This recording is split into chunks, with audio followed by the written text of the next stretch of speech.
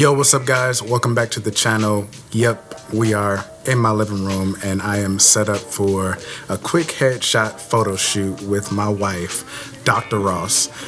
She is a higher education professional and we are just getting ready to just refresh her headshots and make her look like the chief executive officer that she is. And I wanted to bring you guys in to show you guys some of the gear that I'm using and the lighting equipment, and then maybe a little bit of the behind the scenes. So let's get into it. All right, so this is our lighting setup. We're using 3 lights today. We've got one here for a catch light in the eye, and I'll show you what that means in just a second. This is our key light up here, and right here is our kind of side light or rim light, if you will. And these are all by Westcott. This is Westcott Rapid Box. It's a 1x4. And then we've got the Manny Ortiz Beauty Dish up here on the key light, and just regular soft light diffusion on here. And so Westcott lights are really cool. I love them because they use a decibel system. You guys see that?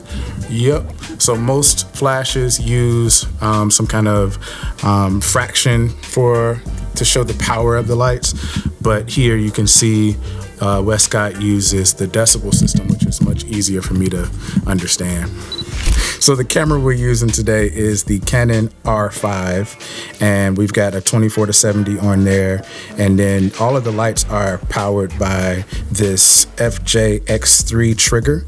And so you can see that my lights are configured on A, B, and C, and then all of the lights you can adjust the power here and also trigger the flash from this remote. Really cool system. I love Westcott, and I love the R5. 24-70 here, so I can go for a wide shot or a tighter shot with this particular lens. This is my setup.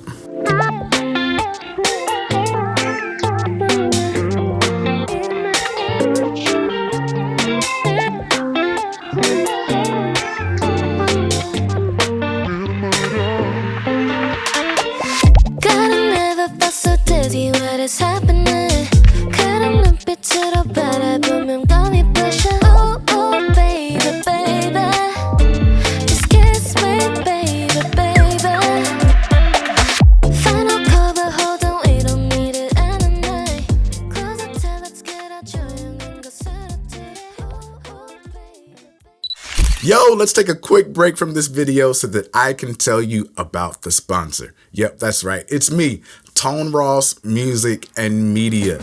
One of the things that I've learned while building my personal brand is that people will invest with brands that they know, like, and trust.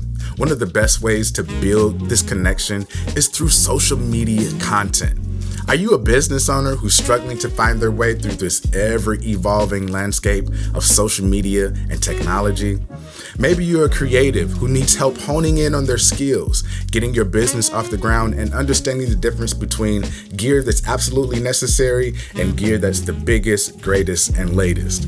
If that's you, I'd like to invite you to the 4-week Creative Connection Challenge. It's coming up really soon, and this challenge will help you bridge the gap between creativity and strategy. It's also designed to help the business owner and the creative collaborate on challenges that will bring the two together and help the two to develop business relationships.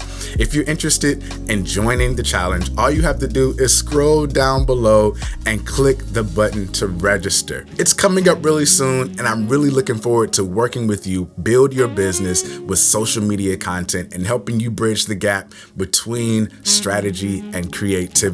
Scroll down below to register, and I'll see you in the challenge. Peace. All right, so let's talk about my camera settings for headshots. I like to be very specific with how I position my settings so that I can get the best results for my headshots, because when you think about headshots, people are using them for a book cover, people are using them to go on a flyer.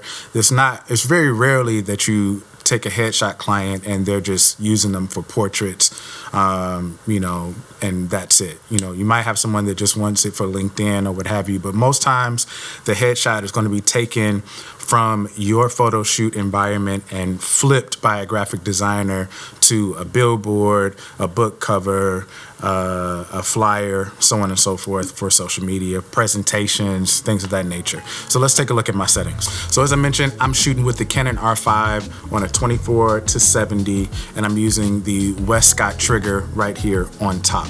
So my settings are as follows. My f-stop is at f8, or my aperture is at 8.0, and that's because I want everything to be in focus. When you're shooting portraits or, you know, photos that aren't going to be used in the particular scenarios that I mentioned, as far as for book covers and billboards, so on and so forth, you can get away with having your f-stop a little lower. Yes, everything will be very sharp as far as the eye and the face, but you still may have some other out of focus elements along the clothes, the rounds of the ears, you know, things of that nature. When you're shooting at f8 or higher, everything is bound to be in focus, and it gives the graphic designer a better chance of masking out the subject from the background within the photo.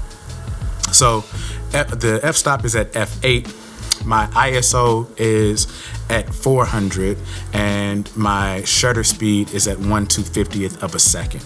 Now, I probably could get away with lowering my shutter speed just a little bit so that my trigger and my flash won't have to go into high-speed sync mode. High-speed sync is what your camera does, or what the trigger does, to allow your shutter speed to be at 1/200th of a second or higher. So at this point, I'm at 1/250th of a second, and I'm in high-speed sync. The only reason you wouldn't want to be in high-speed sync is if you're shooting for a long period of time. Your flash is gonna die a lot sooner in high-speed sync because it's working a little bit harder trying to compensate for the faster shutter. The faster your shutter is, the more powerful burst of light that you're gonna need to light your subject. So just bear that in mind. This was a quick headshot session, only 30 minutes, so it wasn't gonna kill my battery. And then my ISO is at 400. So those are my camera settings. Now, what you wanna make sure of is that your camera settings are similar to this, and then I mentioned I have a 3-light setup. So on my 3-light setup, you can see here, I have all 3 of my lights at different powers. So my key light is at 7 or 7.1, and that's gonna be pretty much the light that's going to be lighting my client's face or my subject's face. And then the light that's off to the side, the rim light, I want that a little bit hotter just because it's separating my subject from the background, giving them a little bit of a light along the side. And then the light that's in the C group, the light that's in the B group is my catch light. And so that light I need to keep it at a balance. And this is gonna be kind of like a hack for some of you guys that shoot people with glasses. You know, I love glasses. And so most of my clients are wearing glasses. My wife was wearing glasses today in her photo shoot.